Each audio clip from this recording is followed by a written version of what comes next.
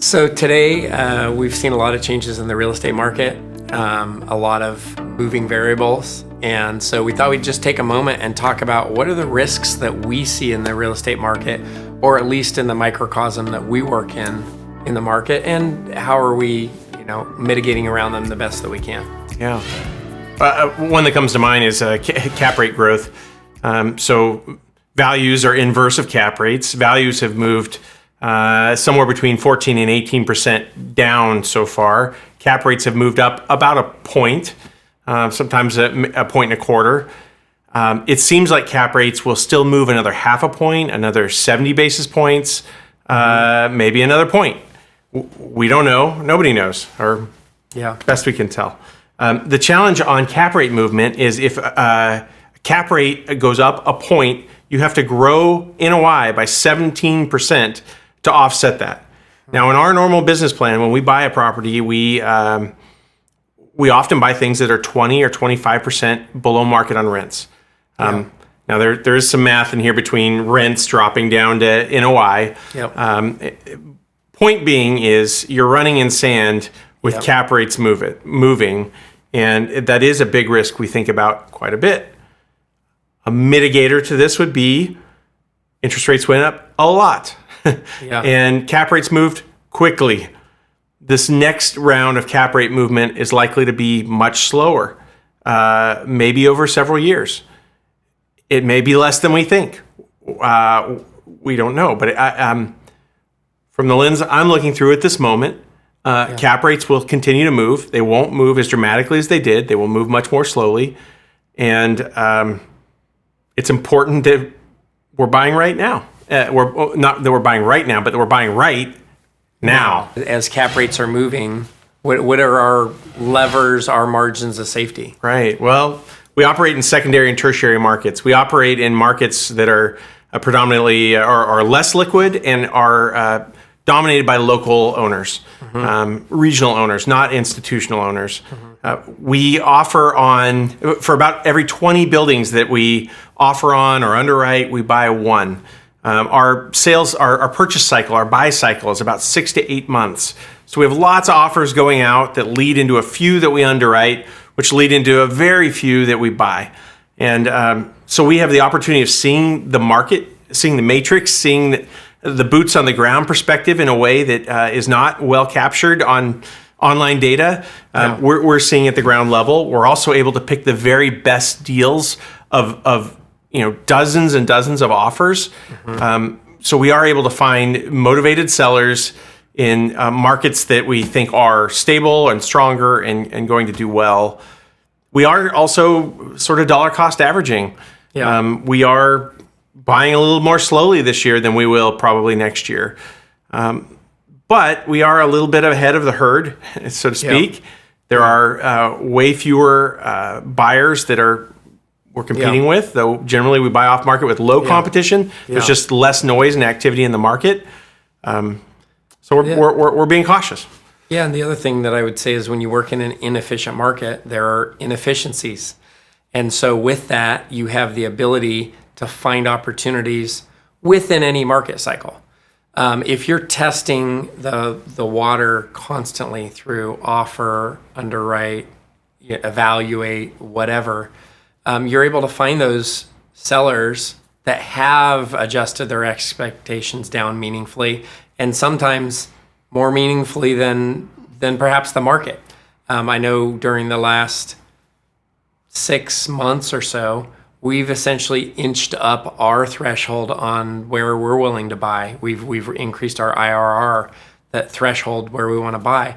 And we've done that as kind of an abundance of caution. It builds in a little bit more margin of safety because we're transacting in an environment that is more uncertain. Our projected exit cap rates are 100 to 125 basis points higher than they were. Our loan to value is 55% versus 65 or 67%. And our projected IRRs are about 100 basis points higher than they were before. So you can see the levers we're pulling there. And generally, we've outperformed our underwriting historically. So one of the risks that I see out there, and that we always have to be thinking about in real estate, is new supply, right? Yeah. Supply and demand. We work in two different asset types. We work in multifamily. We work in multi-tenant industrial, and so those each have their own supply-demand drivers, and then market by market has its own supply-demand drivers. So if I were to say broadly speaking, new supply is always a concern. It's something that any value add or existing real estate buyer is mindful of. What we've seen is on the multifamily side, if I were to just kind of speak broadly across the markets where we operate, we have seen an uptick in new supply. We've seen an uptick in new supply over the last, call it 3 to 4 years, as rents have grown so much that more and more developers are entering into the market to build. Obviously, interest rates going up have had a dampening effect on that, so that's good from our perspective. So that mitigates new supply to a degree. But we are seeing in the markets where we operate, rents starting to taper off, getting back to low single-digit growth, sometimes flattening. And that's a mix of a couple things. Number one, we saw this huge run-up in rent growth, which speaks to an affordability issue. But then we also have started to see new supply come online. So I think on the multifamily side, macroeconomically, we are supply constrained. We do not have enough supply of housing stock, broadly speaking. But as new supply comes on the market, that certainly dampens the rent growth in the future. I would say on the multi-tenant industrial side, it's a little bit of a different story. Pre-Great Recession, there was an influx of new build into that space. And during the Great Recession, certainly we saw supply, or we saw demand drop off as businesses went out of business, that sort of thing. Where we are with light industrial today is quite different because rents never grew to the point where new construction could be justified. We have operated in a perpetual supply constrained environment. On the big box distribution warehouse, certainly we've seen a lot of new supply come onto the market. But in that small bay, multi-tenant industrial, we really haven't seen any new supply come on the market. So new supply will be a problem at some point. It always is. That's the ebb and flow of real estate cycles. But for small bay industrial, light industrial, we just don't see that new supply becoming an issue probably for years down the road. Yeah. A big advantage to our strategy being in secondary and tertiary markets is rents do not justify new supply generally. There is some, but it's very limited. Yeah. So rents will still have to grow quite a bit more before new supply comes on in mass. I'd talk about tenant affordability too, though. A disadvantage of being in secondary and tertiary markets is tenants are generally there for value and proximity, and value has been eroded. When over the last few years on the multifamily side, we had in California maxed out 10% rent growth, but generally 8 to 10% rent growth in all the markets we're in.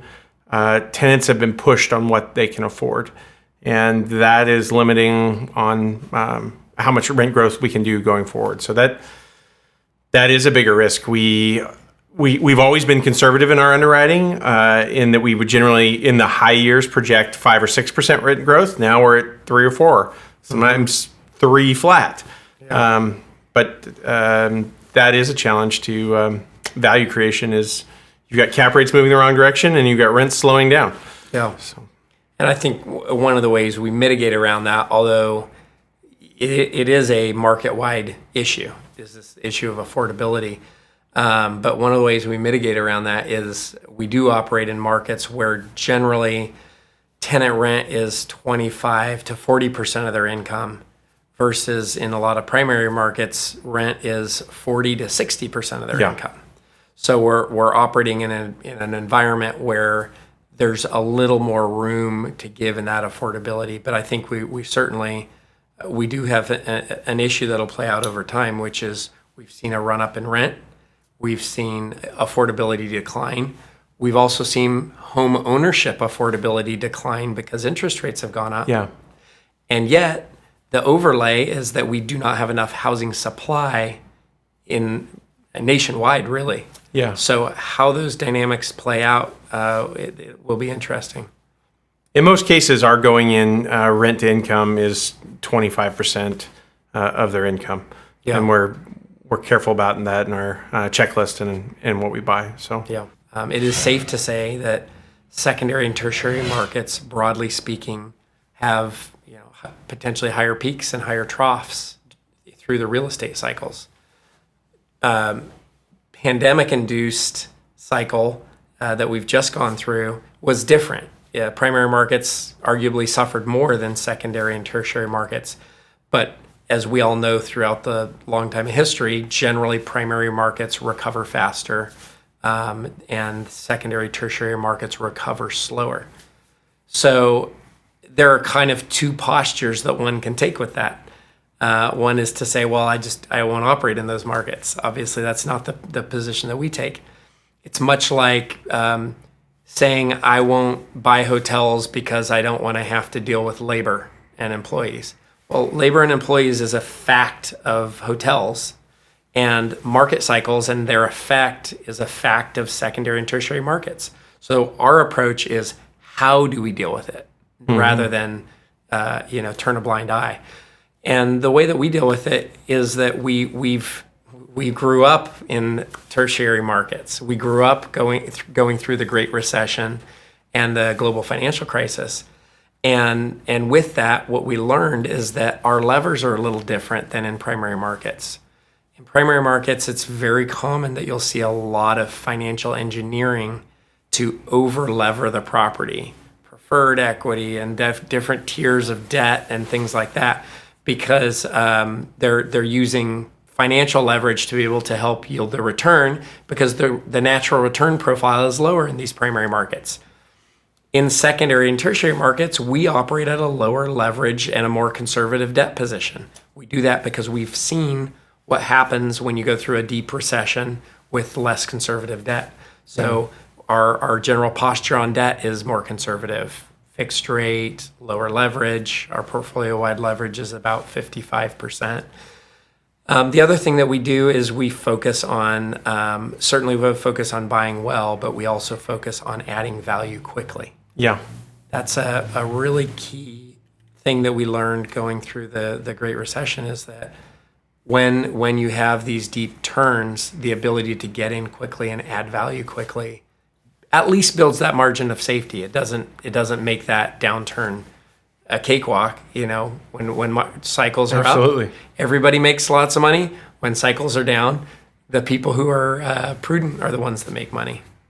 I think as we close out here, it's important to note that there are real risks to what we do.